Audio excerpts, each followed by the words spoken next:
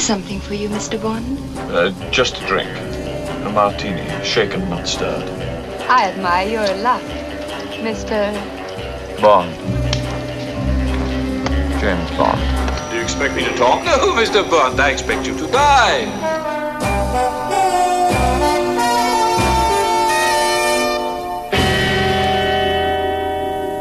Salut les cinéphiles, bonjour ou bonsoir à tous, c'est Alex, bienvenue dans le Vodka Martini, épisode 3.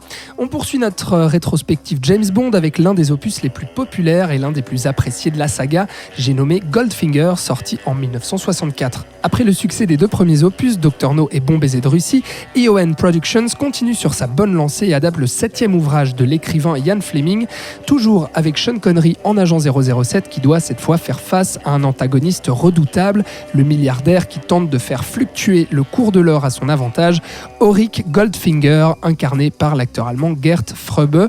Pour en parler, j'accueille Charlotte Klinke. Salut Charlotte. Bonjour Alex. Alors Charlotte Goldfinger arrive à point nommé, tous les feux sont au vert pour les producteurs, on continue à produire la série de films à la chaîne, dans la même logique que Bon baiser de Russie. Donc celui-ci sera également réalisé en une année, montre en main, et avec un budget encore supérieur aux deux premiers opus, on est à 3 millions de dollars ici, donc on va faire du grand spectacle.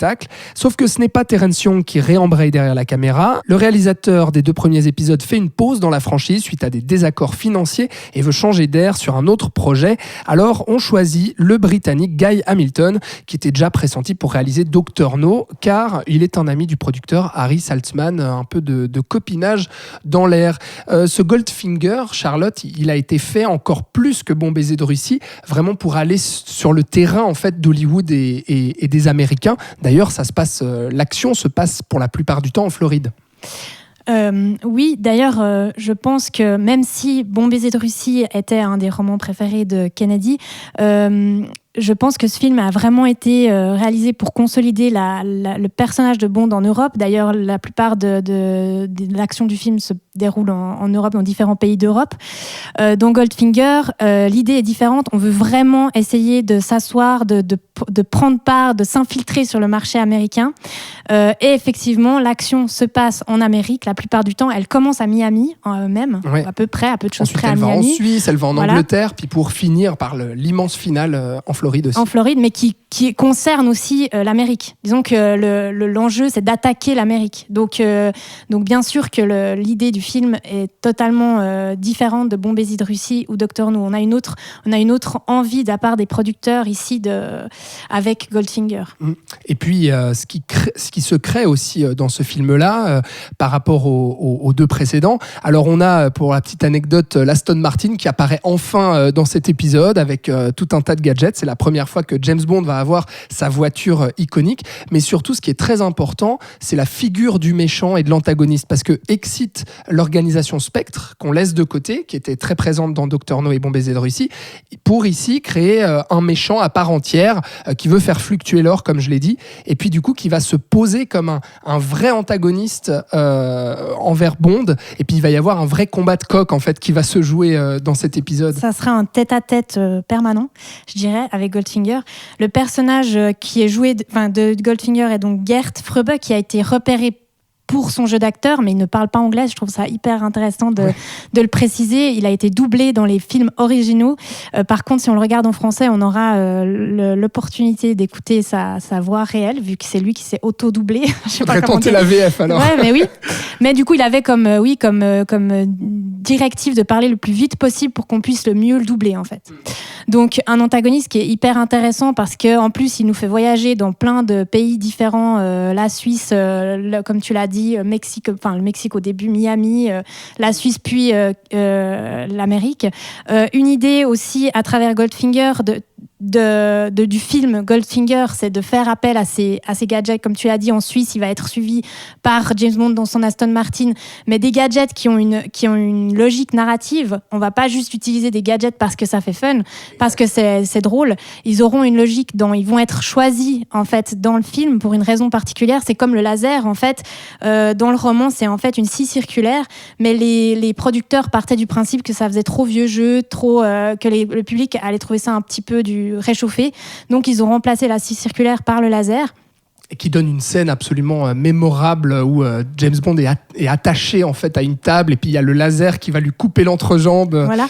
Mais là encore, en fait, c'est là aussi où je voulais en venir au début quand tu parlais de ce combat de coq.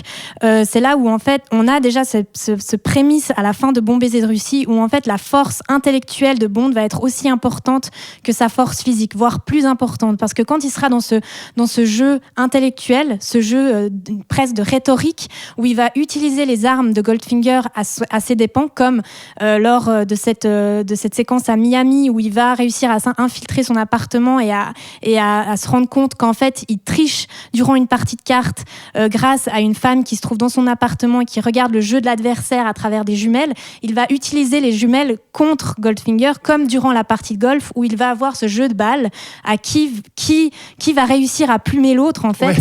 Et, parce que Goldfinger triche en fait au golf. Voilà. Et puis cet aspect-là de James Bond était déjà présent en fait à la fin de Bon baiser de Russie, où par le dialogue, par un jeu de rhétorique, il va essayer de retarder sa mort et donc de trouver un moyen de s'en sortir. Et c'est exactement la même technique qu'on trouve sur sa table de laser qu'il met en place pour essayer de s'en sortir. Un jeu intellectuel qui aura peut-être tendance à être mis de côté par la suite, et puis qu'on va plutôt favoriser les points, mais l'action irréfléchie va plutôt l'amener vers l'échec, comme lorsqu'il veut stopper Tilly de tirer sur Goldfinger. C'est lui en fait qui va déclencher l'alarme en sautant sur cette femme pour l'empêcher de tirer, et qui va amener en fait à la mort de cette femme et puis à sa capture. Et de développer justement cette compétition entre les deux sans cesse pour arriver à ce final assez dantesque dans une banque avec plein de lingots d'or, etc. C'est assez intéressant vraiment comment il développe cet affrontement-là et puis de vraiment faire une scène de golf, d'affrontement par le golf. Ça, c'est aussi bien trouvé. Mais l'or joue aussi un rôle très important dans ce film-là, sur tout ce que le film a à nous raconter aussi de l'époque, et puis sur l'Amérique aussi, en fait. Alors, ouais, en fait, il y a différentes choses qui sont très intéressantes à dire. Je vais essayer de tout condenser. Mais tu peux le faire, Charlotte. Mais alors oui, l'or, d'un point de vue purement scénaristique, est important. C'est ce après quoi est Goldfinger. Il ne veut pas aller braquer une banque, enfin, disons, aller faire sauter une banque pour récupérer l'or qu'il y a à l'intérieur, mais il veut la rendre, comment on dit en fait, il veut supprimer l'or pour que l'or qui lui reste à lui... la rendre radioactive, en fait. Ah oui, la rendre radioactive, c'est ça, en fait. La rendre radioactive pendant 50 ans au moins, je crois, pour que la sienne gagne en valeur. Donc, c'est même pas aller c'est très subtil comme idée. Tout à fait.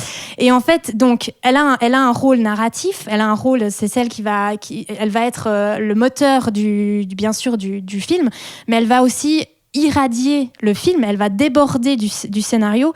On va retrouver une couleur plutôt dorée aussi dans la photo, une photo qui sera plutôt chaleureuse, qui sera plutôt vers les couchers de soleil, vers les couleurs, je dirais un peu différent de Dr No, parce qu'on est plus vers l'espèce de, comme une tranche de gâteau. Que veux-tu dire par là ? En fait, c'est Hitchcock qui avait dit, si mes souvenirs sont bons, un truc comme si je veux voir une mort dans un coucher de soleil.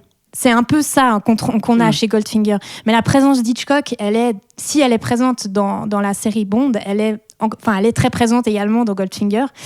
C'est aussi Hitchcock qui a dit il ne faut pas montrer une tranche de vie, mais une part de gâteau. Ouais. C'est aussi ça, le mix avec le part de gâteau.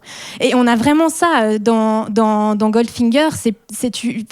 On a moins ce montage brut et abrupt qu'il y avait dans Dr No et Bon baiser de Russie. On est vers quelque chose de plus fluide, de plus spectaculaire, de plus coloré. C'est aussi pour se différencier de ce qui se faisait dans les années 50 en Angleterre, qui était très austère, noir et blanc, où le genre était important, on avait fragmenté le public. Arrivé dans les années 60, on offre ça au public, quelque chose de coloré, où les gens oublient leur quotidien, en fait. Les gens en avaient vraiment marre du cinéma réaliste au début des années 60. Et Bond, c'est là où en fait la franchise permet à soi son succès, c'est pas uniquement dans la figure de Sean Connery et puis dans le fait que c'est un super acteur, même si ça en fait partie, c'est aussi parce que tout d'un coup on a des films qui permettent d'attirer un plus grand nombre de gens pour un même film en fait, qui condense les intérêts de plusieurs. Oui, vas-y, finis, pardon. Dans cette idée de l'or est également présente, bien sûr, dans la photo du film, mais également en imprégnant des objets. On a, par exemple, la fille peinte en or. Qui est tuée, en fait, et recouverte de peinture dorée. Et ça, c'est une image iconique aussi dans la pop culture, bien sûr, qui traversera les âges et les décennies. Le plus beau cadavre du cinéma. Oui. On a même parlé de nécrophilie, hein. Non mais c'est vrai. Ouais. Et puis on a aussi des petits signes, des petites touches comme la plaque d'immatriculation de Goldfinger qui est immatriculée AU1, qui est le symbole chimique de l'or. Donc l'or est vraiment importante dans tout le film. Effectivement. La table du laser est en or. Voilà, on a une obsession de l'or en fait qui contamine complètement le film.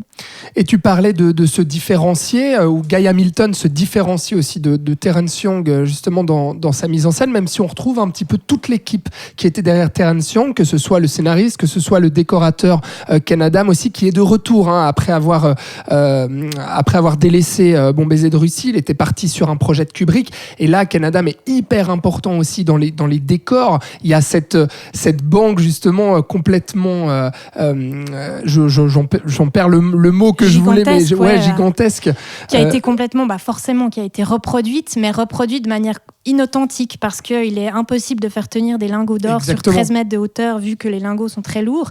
Mais cette salle aussi avec le laser, tous ces trucs là où je trouve que vraiment en termes de décor pour l'époque c'était d'une audace assez folle, une audace qui aurait énormément marqué certains esprits de réalisateurs. On oublie en fait des fois que rétrospectivement on regarde ces films en se disant ouais d'accord, mais on oublie souvent qu'à l'époque ça apportait quelque chose de nouveau. On a tellement l'habitude de voir de la nudité aujourd'hui que Ursula Andress en bikini, aujourd'hui on ne pense pas que ça aurait pu choquer, pourtant ça a choqué.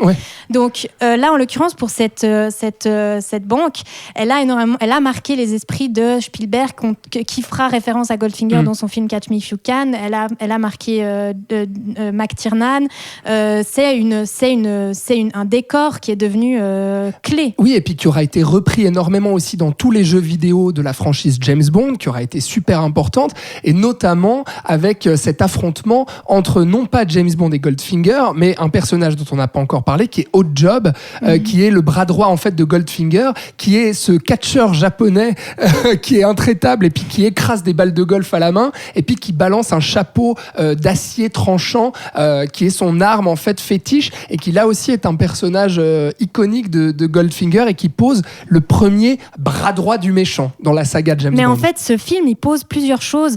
Alors Oddjob en fait partie, mais c'est que Guy Hamilton fonde aussi il percute visuellement avec des éléments qu'il pose tout au long du film qui en fait rencontrent deux pôles opposés si on veut, et qui crée une situation absurde. Par exemple, le fait que James Bond arrive en homme grenouille avec une mouette sur la tête, et pré-générique, qui ensuite se dévêtit, et puis on se rend compte qu'il a un costard blanc sous son tout sec sous son costume d'homme grenouille. On a la vieille avec la mitraillette. On a Oddjob, justement cette silhouette impassible qui marque les esprits. On a mis le truc. On a l'insert du crayon cassé de Goldfinger via les jumelles. On a le reflet du tueur mexicain dans la rétine de la femme que James Bond est en train d'embrasser. On a des petits éléments comme ça qui sont mis tout au long du film. On a l'arrêt de la bombe sur 007. Des petites, ça c'est plus des petites touches finalement un peu humoristiques aussi, et de dérision, parce que c'est le premier épisode où on tourne un petit peu James Bond en dérision, parce qu'en fait on a Sean Connery aussi qui a tellement d'assurance dans ce film, qui est tellement, mais vraiment à l'apogée, je trouve, de sa carrière en tant que James Bond, bien sûr, dans ce Goldfinger. Et puis, on va détourner un petit peu ça, on va arriver à tourner un peu le personnage en dérision, et notamment le côté un peu macho de James Bond, et ça va arriver par le personnage culte aussi de Pussy Galore, qui est une femme, une espionne, qui est le bras droit aussi de Goldfinger, et puis qui va au tout début s'opposer en fait à James Bond et ne pas répondre à ses avances et être une femme aussi d'action et une femme de combat qui conduit des avions, qui se bat à main nue, qui tire avec une mitraillette et qui est un personnage aussi très très important pour la saga James Bond. Alors, Pussy Galore, mais avant cela, James Bond, qui est très fidèle, enfin plus fidèle, assez fidèle, disons, Dr. No, Bon Baiser de Russie, Goldfinger, un James Bond fidèle à ce que Ian Fleming avait écrit. C'est à partir d'Opération Tonnerre qu'on va être dans la surenchère. Alors peut-être qu'ici on voit des prémices. Par contre, le côté humain de James Bond, c'est-à-dire qu'il pleure, qu'il ait des doutes, qu'il boive beaucoup d'alcool, qu'il soit sous tranquillisant, tout ça c'est complètement occulté. Ouais. Bien sûr, c'est quelque chose qu'on trouvera dans Au service secret de Sa Majesté, un James Bond beaucoup plus proche de ce qu'il est dans les romans d'Ian Fleming d'un point de vue humain. Si beaucoup plus humain, ouais. Beaucoup plus brut, quelque chose qu'on trouvera beaucoup chez Daniel Craig. Donc oui, alors bien sûr, on trouve ce début de surenchère un peu parce qu'on sent bien qu'on peut aussi surfer sur cette vague-là. Et on en joue du coup. Voilà, on en joue. Pussy Galore, oui, c'est aussi une femme. Alors, je sais plus exactement, je sais plus qui, mais a dit que c'était la première héroïne féministe au cinéma, une première femme forte au cinéma, et c'est vrai qu'elle se différencie des deux premières James Bond girls. Bien sûr. Où je trouve aussi Goldfinger intéressant, c'est qu'en fait, on a une première femme, Jill, qui est dans la chambre de Goldfinger, qui finira tuée. Donc assez vite, on sait que c'est pas elle la James Bond girl. Ensuite, on a l'arrivée de Tilly, qui cherche à tuer Goldfinger, mais qui elle-même va mourir, donc ce n'est toujours pas elle la James Bond girl. Donc on joue aussi sur le jeu. On sait que la femme va arriver un jour, qu'elle fait partie de l'univers de James Bond, mais elle met du temps à arriver. Finalement, on a Pussy Galore qui, encore une fois, grâce aux subtilités visuelles de Guy Hamilton, qui arrive de manière presque onirique dans un flou lorsque James Bond se réveille, vue subjective de James Bond sur Pussy Galore. C'est vrai, ça, oui. Ouais. Elle est importante. Par contre, je trouve, j'ai vu l'analyse dans un livre qui est assez juste, c'est que James Bond va coucher avec Jill et va coucher avec Pussy Galore parce qu'elles sont prises dans le filet de Goldfinger. Donc il est le salvateur, il va devoir les sauver de cette emprise. Tilly, elle n'a pas besoin d'être sauvée parce que de toute façon, elle est du côté du bien. Donc Pussy Galore, oui, c'est une femme forte qui conduit des avions, etc. Mais néanmoins, en l'espace d'une nuit, voire de quelques minutes, dans les bras de James Bond, elle va retourner sa veste. Elle va retourner sa veste, succomber à James Bond. Mais d'un point de vue un petit peu plus sociologique, elle va surtout tourner le dos au capitalisme que représente Goldfinger, Goldfinger qui représente aussi la société américaine, et pour se tourner vers quelque chose de beaucoup plus humain, altruiste, tourné vers l'autre, sauver, au lieu de tuer 60 000 personnes pour avoir une île à elle va sauver ces 60 000 personnes en décidant de refuser finalement le job et puis de finalement pas avoir l'argent qui lui était destiné, quoi. Goldfinger, donc un très grand James Bond, et puis qui est important pour toutes les choses qu'on vient de dire. Est-ce que tu avais, je me doute, Charlotte, que tu as forcément des choses à rajouter sur Goldfinger. Franchement, c'est dur, hein. En 15 minutes. De résumer, en plus, j'aurais envie de dire beaucoup de choses sur les autres également. Est-ce que tu as un mot de la fin peut-être sur ce film-là, on l'a compris, donc son importance, et on a compris aussi, je pense que c'est un film hautement recommandable si vous ne l'avez pas encore vu, et puis à revoir bien sûr, parce que c'est toujours très très savoureux. Et on est vraiment à la quintessence, je trouve, du James Bond avec tous les codes qu'on retrouve dans les romans et qu'on retrouvera aussi dans les autres films au cinéma. Non, peut-être dans l'esprit. J'ai parlé un peu de la photo, de la manière de filmer de Guy Hamilton. Il faut savoir aussi que le film n'a pas le format cinémascope, il est en 1,85, ce qui participe aussi à cette différence qu'il y a entre les deux premiers films. Le Goldfinger apparaît, il fait pour moi partie d'un triptyque avec les deux premiers, mais effectivement la patte est différente, même si c'est pas d'une idée de Guy Hamilton, mais de son chef-op. C'est vrai qu'il est différent. Il est différent des deux premiers. Et puis c'est bien aussi parce qu'on est dans les réalisateurs s'imprègnent de ce personnage et de ce monde-là, et puis ils apportent leur touche. Les producteurs généralement préfèrent se rapprocher de réalisateurs peu connus parce que Sean Connery au début n'était pas spécialement connu non plus, et de faire en sorte que ces réalisateurs s'imprègnent de cet univers et puis disent ce qu'ils ont à dire sur le personnage et puis sur la mythologie de Ian Fleming. Et si je peux peut-être avoir une dernière note, allez, vas-y. On a tout notre temps dans le salon. C'est surtout, n'oublions pas en fait l'implication qu'a eu vraiment Hitchcock dans Hitchcock Howard Hawks et Fritz Lang dans l'univers de James Bond.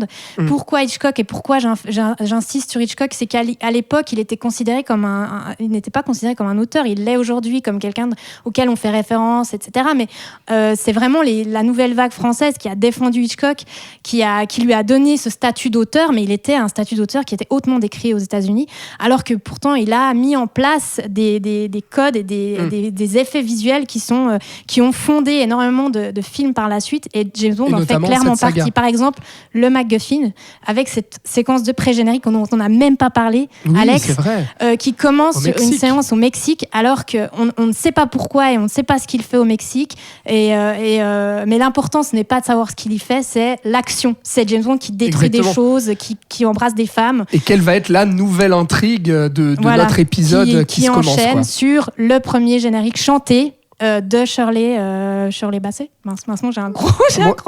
Moi aussi, j'ai un doute, mais je suis sûr que vous irez regarder tout ça chez vous Shirley et puis écouter cette chanson. Première chanson titre qui ensuite marquera la suite de la saga James Bond. Et d'ailleurs, là, on est dans l'attente de savoir qui va chanter le générique du James Bond 25. C'est une grande question. Réponse en avril. Peut-être un petit peu plus tôt pour faire un peu de promo. Mais voilà donc ce qu'on avait à dire sur Goldfinger de Guy Hamilton. Guy Hamilton qui reviendra un petit peu plus tard dans la saga aussi pour réaliser d'autres épisodes. On aura l'occasion de vous en reparler. Donc on vous conseille bien entendu de voir ou revoir Goldfinger. Merci beaucoup Charlotte de nous avoir parlé de ce grand James Bond. Merci à vous aussi de nous avoir écoutés. Et puis on se retrouve la semaine prochaine donc pour un nouvel épisode du Vodka Martini. Ce sera l'épisode 4 qui sera consacré, vous l'aurez certainement compris, à Opération Tonnerre, donc qui voit le retour de Terence Young derrière la caméra. Ce sera Thibaut qui nous parlera de ce Opération Tonnerre, film aussi très important dans la saga James Bond, et puis pour l'acteur Sean Connery. Voilà, merci Charlotte, merci à vous. Vous retrouvez tous les épisodes du Saloon sur vos plateformes de streaming préférées, et puis la playlist Vodka Martini aussi sur YouTube, SoundCloud, Spotify et autres plateformes. On vous dit à la semaine prochaine. Salut!